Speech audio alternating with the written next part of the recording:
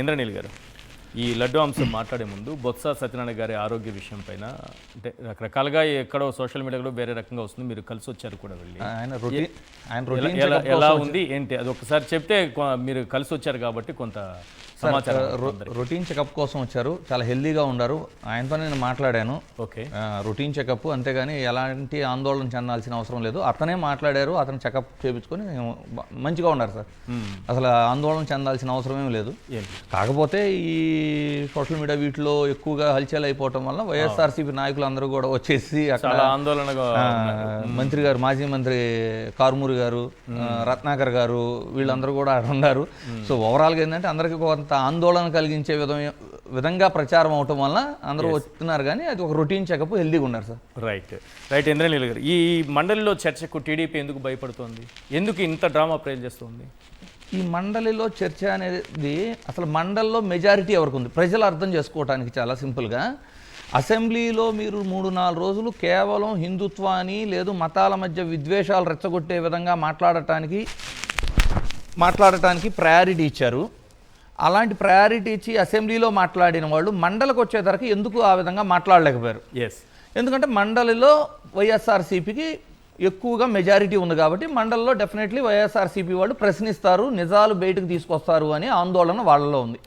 So నిన్న జరిగిన ఇన్సిడెంట్ని all of సడన్గా నిన్న జరిగిన ఇన్సిడెంట్ చూపించి వాళ్ళు ఎలా ప్రమోట్ చేసుకుంటున్నారు అంటే, వాళ్ళు చర్చకి పిలిస్తే వైఎస్ఆర్సీపీ వాళ్ళు అడ్డుపడుతున్నారని ప్రచారం చేస్తున్నారు.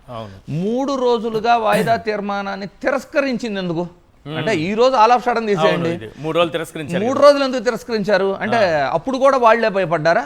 కాదు కదా. బేసికల్లీ ఇక్కడ వాస్తవాలు బయటకు వస్తాయి. వాస్తవాలు అనే కంటే కూడా సార్, ఒక ప్రభుత్వానికో ప్రజలకు సంబంధించిందో చివరికి దేవదేవుడికి సంబంధించిన విషయమైనా కూడా కొంచెం భయపడేవాళ్ళు కాదు. ఇక్కడ తమ హెరిటేజ్ సంస్థ ఎప్పుడైతే లింకులు బయటకు వచ్చినాయో ఆ రోజు నుంచి వాళ్ళ స్టాండ్ ఎలా ఉందంటే, ఇది ఎక్కడో చోట ముగిచ్చేద్దాం, ఇది ఆపేద్దాం. ఎందుకు ఆ లింకులు బయటపడ్డాయి కాబట్టి, లింకులు బయటపడ్డాయి కాబట్టి. మీరు ఏ డైరీని తీసుకున్నా, ఇప్పుడు మనకు వినిపిస్తున్న ఈ టీటీడీ నెయ్యి సప్లైకి సంబంధించి ఇందాపూరు, బోలే బాబా, ఏఆర్ డైరీ, వైష్ణవి డైరీ, ఈ ఏ పేరు తీసుకున్నా ప్రీమియరో ఇంకోటి ఏదో ఉంది, ప్రతిదానికి హెరిటేజ్ అనే లింక్ క్లియర్ కనపడుతుంది సార్. వాళ్ళ వెబ్సైట్లో మ్యానుఫ్యాక్చరింగ్ యూనిట్ అని ఉంది, తర్వాత కో మ్యానుఫ్యాక్చరింగ్ అని మార్చారు. స్టిల్ ఈ రోజుకి ప్రోడక్ట్స్ మీద ఇందాపూర్ డైరీ మ్యానుఫ్యాక్చరింగ్ యూనిట్ కింద ప్రోడక్ట్స్ మార్కెట్లో అవైలబుల్ ఉన్నాయి ఈ రోజుకి. అది కాదనే లోపు ఇప్పుడు చూడండి, అసలు సిట్ రిపోర్ట్లో చాలా క్లియర్గా ఇప్పుడు ఇందాపూర్ విషయం ఏమో రేటు పెంచుకోవడానికి వాడారనుకున్నాం. అవును, అంటే టీటీడీకి సంబంధించిన సంపదను కొల్లగొట్టడం కోసం రేటు పెంచారనుకుందాం, ఇది ఇందాపూర్ విషయం.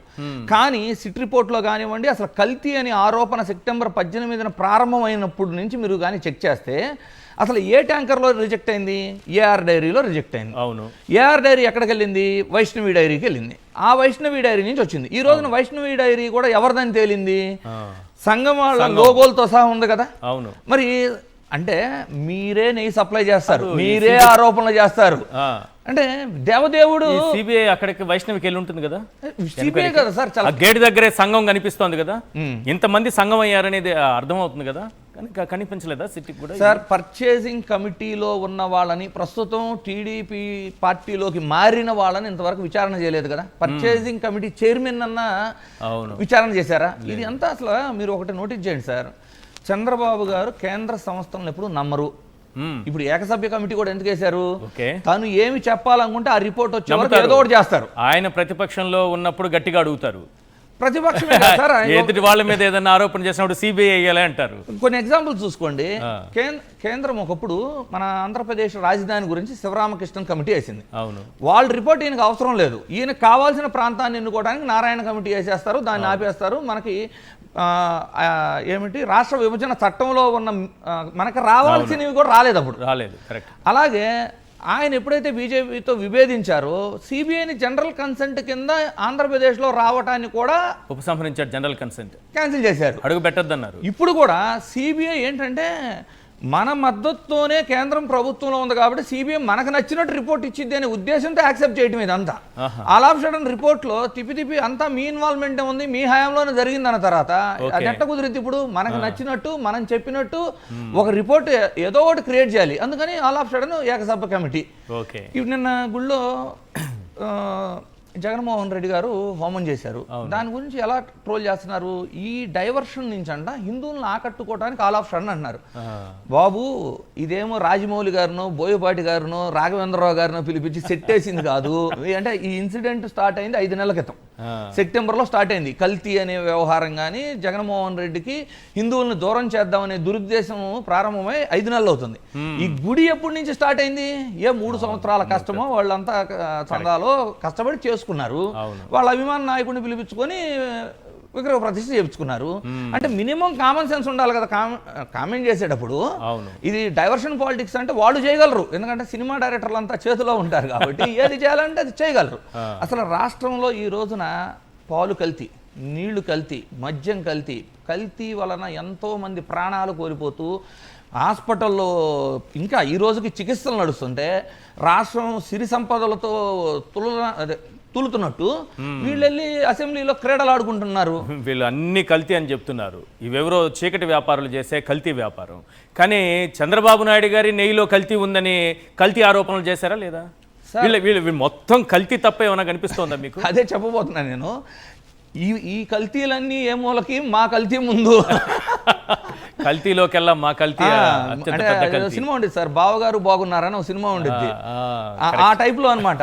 మనం తగ్గేదే లేదన్నట్టుండిద్ది వీళ్ళ వ్యవహారం. అల్టిమేట్లీ ఒకటి సార్, దేవదేవుడి మహిమ ఎలా ఉంటుంది అనేది మరొకసారి రుచి చూపించడం మాత్రం జరిగింది. ఎందుకంటే మీరు ఎన్ని ఆరోపణలు చేసి దేవదేవుని యొక్క ప్రతిష్టకి భంగం కలిగించే విధంగా, అంటే మీ కంపెనీ గురించి మాట్లాడితే నోటీసులు ఇస్తారు, మీ కంపెనీ గురించి మాట్లాడితే ఎవరన్నా నిజాలు పెట్టినా కూడా మెటా వాళ్ళకి లెటర్ రాసి అవి డిలీట్ అయ్యేలాగా చేస్తున్నారు. మరి దేవదేవుడికి ప్రపంచవ్యాప్తంగా భక్తులు ఉండారే, కనీసం ఇంగిత జ్ఞానం కూడా లేకుండా లడ్డూలో అసలు ఏంటి సార్? ఎన్డీడీబీ రిపోర్ట్ పట్టుకుని నిన్న కూడా చూడండి, నేను చాలా క్లియర్గా స్పష్టంగా చెబుతున్నా అంటారు. స్పష్టంగా ఏం చెబుతున్నారు? ఇంగ్లీష్ రాకపోతే తెలుసుకోండి, ఇంగ్లీష్ మీడియం పెడితే ఒప్పుకోరు, ఇంగ్లీష్ చదువులు ఒప్పుకోరు. సస్పెక్టెడ్కి కన్ఫర్మేషన్కి తేడా తెలుస్తారు. సస్పెక్టెడ్ అని రాసిన దాన్ని క్లిస్టర్ క్లియర్గా ఎన్డీడీబీ రిపోర్ట్లో ఉంది అని చదువుతున్నాడు ఆయన. ఇప్పుడు హెరిటేజ్ నుంచి లీగల్ నోటీస్ వచ్చింది నాకు బోలేబాబా గురించి మాట్లాడినందుకు. వస్తాయి సార్, అదే అదే తిరుమల దేవస్థానానికి సంబంధించి ఎలాంటివి ఉండవు. కానీ హెరిటేజ్ బ్రాండ్ అయితే కాపాడుకోవాలి. తిరుమల పవిత్రత అయితే మాత్రం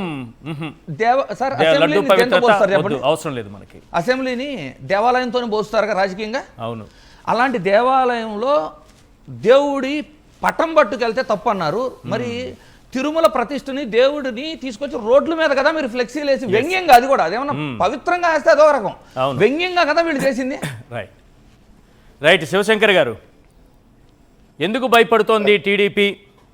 అధికార పక్షమే చర్చ నుండి పారిపోవడం గతంలో ఎప్పుడైనా మనం చూసామా?